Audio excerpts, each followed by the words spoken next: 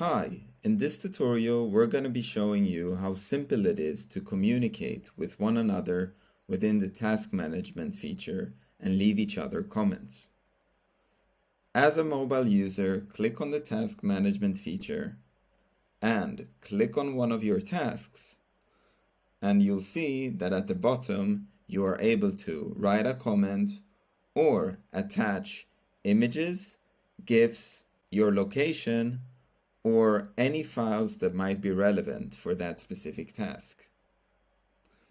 If you scroll down, you'll be able to see all of the different communications, and you can either like or reply to one of those communications.